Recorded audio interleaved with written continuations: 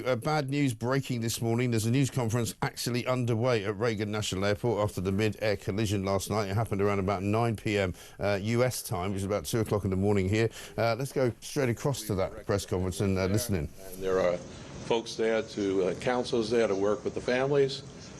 We did have aircraft that were in the air. They were diverted to Dulles Airport, some 19 aircraft. We had personnel, United, and others had personnel. We want to thank WMATA for extending their hours on the Metro to make sure that those folks were accommodated. Right now, as was said earlier by the chief, we're in a rescue mode. We will continue in that rescue mode. I want to thank all of the mutual aid responders, all the counties, the district, folks from Maryland and Virginia. Everybody's on site doing the best they can. And numerous boats out in the water right now. NTSB is on site. I want to thank all of the folks behind me, the secretary, the mayor, the 2 senators for all of their support. And we're going to continue to work through the night. I do want to make an announcement. People are, concerned about what's going to happen in the morning. Reagan National Airport will be closed until 11 o'clock.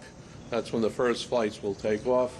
But we're going to continue to do our best and work through this situation over the course of the night, and we hope to have more news as it develops. But for right now, it's a very difficult situation out there with the cold.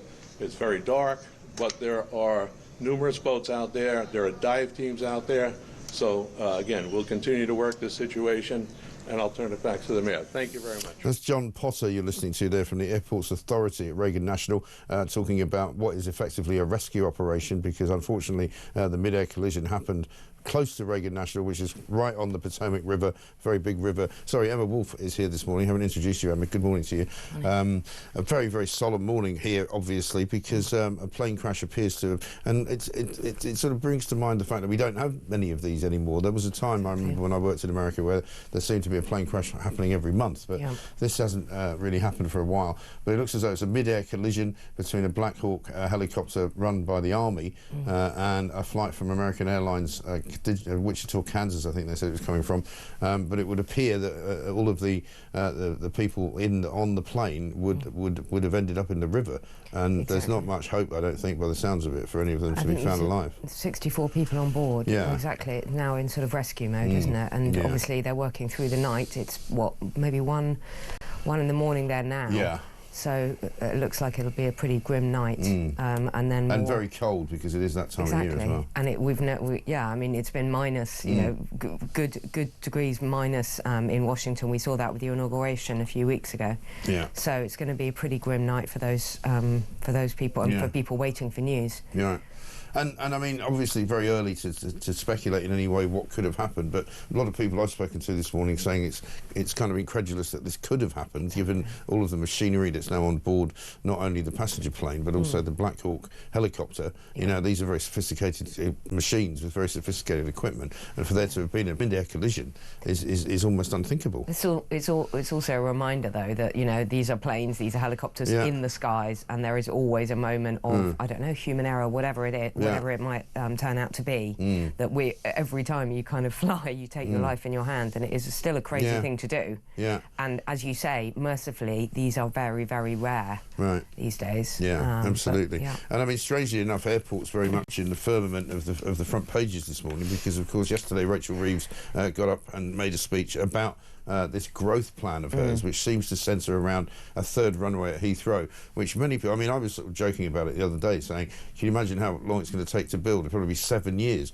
probably 8 years. I mean, they're talking 25 years in the paper today. A lot longer than 7 years. I hate to move from sort of tragedy to comedy, but I'm sorry, yesterday's announcement, a growth plan about, and then her sort of keynote, her rabbit out of the hat here was her support for a third runway at Heathrow. As if that's going to fix everything. Pretty pathetic when we urgently need growth, when she's basically making employers, unable to employ people, when we have Lloyds Bank, when we have Sainsbury's, when we have our biggest businesses, as well as all the other small businesses that are folding, when we have them closing branches, sacking their staff, all of that, and she comes up with a 3rd runway at Heathrow, which, as you say, probably won't be, if ever. If ever. Do you think this is actually going to happen? They've been talking how about many times has this They've been talking about it for 22 years. Exactly. All right. Exactly. So I mean, you know, literally, my children have grown up in the time that they've had a conversation. I think about most people assume there are about 7 runways at Heathrow. Actually, when you talk to young people, they think there are lots of runways. The fact that we've only got 2 is pretty dire. But no, this is absolutely ridiculous. There's going to be endless climate protests.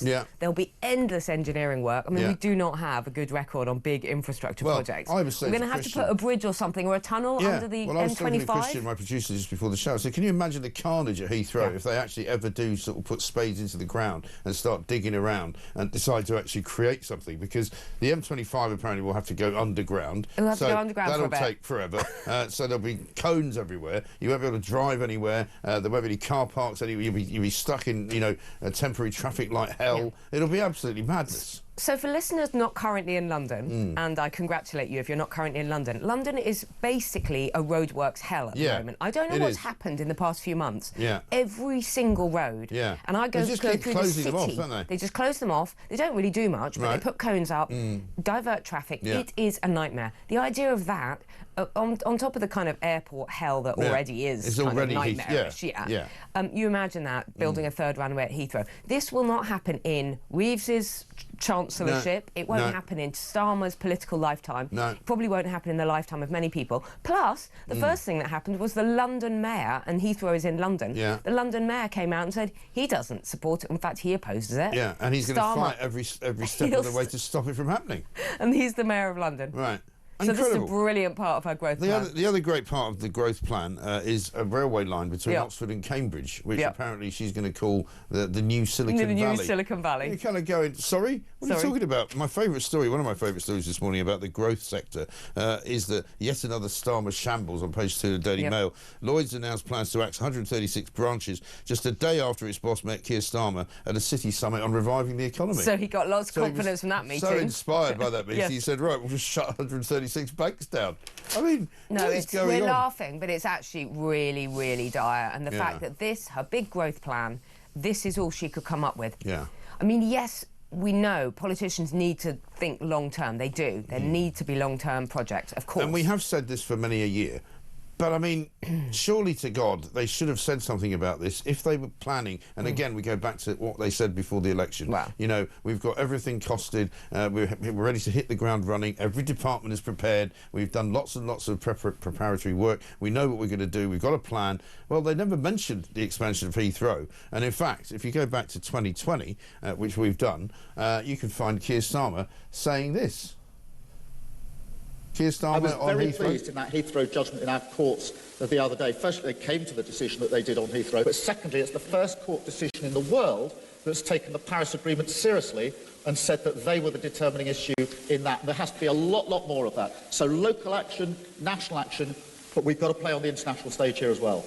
So he's actually supporting local action against the 3rd runway and international action against the 3rd runway. Suddenly now it's the answer to all of his problems. Is that 2020? Yeah. Doesn't he look better then? He does. I mean, he looks like a younger, he looks happier about 20 man. years younger. He looks as though he has aged. Well, not in the past 4 years, but in the past 6 months, that man has gone from being, you know... Haven't we all? Well, haven't we all? I feel like I've aged about 10 years. I know. Well, every day of January as well. No, but I mean, for goodness sake, it's going to be bound up in legal challenges and people gluing themselves to the M25 and, as you say, tunnels, bridges, goodness knows what. If this is the plan for growth, then, I mean, I think it just shows quite how desperate Rachel Reeves is to find something to make this announcement. Because the question of growth is all very well, and it's good that they want to grow the economy, but they don't seem to have a clue how to do it, because just by building or by threatening to build a 3rd runway at Heathrow, how is that going to produce any growth at all? Diddly squat. And when you are literally bringing in policies day after day which prohibit growth, which are preventing growth, which, I mean, growth, it comes from lots of small businesses doing business, people buying things. It doesn't come from the government spending money. No, it doesn't. It's public money, which is actually borrowed money. Or handing out money. It doesn't come from that either. No. It doesn't come from millions of people coming into our country and needing more public services. It doesn't come from that either. No. I mean, there are lots of things it doesn't come from. Ed Miliband, who also is opposed to a 3rd runway, has gone very quiet. One of the things that I found amusing this week was that Rachel Reeves on Sunday was talking about the need for a 3rd runway, and she more or less gave it away on Laura Kunzberg's show that was what was going to happen. But she was convincing herself that actually it would be cleaner for Britain and cleaner for the City of London, because planes won't fly round and round and round like they do now. Well, I don't know about you, but planes don't fly round and round and round anymore. They basically fly in very, very large circles around the island of Britain. They don't just circle around over, you know, the Shard, you know, waiting to land at Heathrow. And then she said, oh, we're going to be giving them all this biofuel as well, so they'll be really, really green. So the air quality will be really good. And when she was asked then, well, why are you then shutting down Grangemouth, which is the only plant in Britain that could actually produce this biofuel, she had no answer. She literally froze. But she doesn't know the difference between debt and deficit. No. I mean, this is a woman who I think is economically illiterate. And also, Mike, on the green thing, isn't it interesting when we want to fly, we're told we're literally beaten around the head by the net zero crazies and Ed Miliband. And we're made to pay a flight tax. Flight tax, can't do this, can't do that, can't put petrol in your car, can't even have a car, can't do this. But when she wants to, when she's desperate, needs to find something, suddenly this third runway is going to be incredibly green. And it's all going to be run on biofuel. And it won't produce any carbon emissions, even though flying is meant to be the #1 evil thing that we all do. Well, I've mentioned before on this show that when you drive out to Heathrow, you hit a speed zone on the M4. It's supposed to be 70 miles an hour, goes down to 60 miles an hour. Why? Because it's a clean air zone. And if you wind the window down, you can literally smell the aviation fuel. I said this the other day. It's the most ludicrous thing in the world. It is. You know? Unbelievable. Anyway, we'll come back to it. We'll keep you updated, of course, on what's happening over in Washington, D.C. But we're going to talk about migrants coming up next, because this will really drive you mad if you've been waiting for something to get you going this morning. £3,000 a day is the cost of giving every Channel migrant that arrives here on these shores from the small boats new clothing. I wonder if it's designer clothing. I hope it is, because you wouldn't want to give them anything knockoff or cheap or, you know, from Primark. You know, I hope they go to the top of the range shops to get them some nice clothing. Because obviously, you know, when you're robbing a shop, you want to be dressed well for it. Just kidding.